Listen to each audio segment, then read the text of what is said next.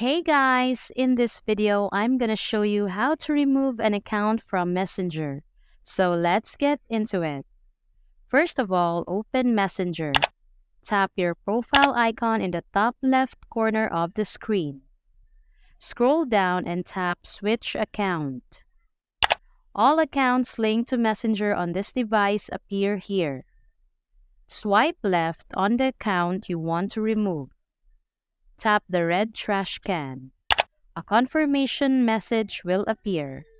Tap Remove to confirm. This removes the account from Messenger on this device.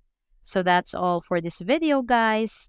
If this video was helpful, please give us a like.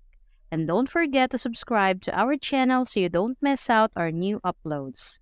Thanks for watching, and I will see you in the next one.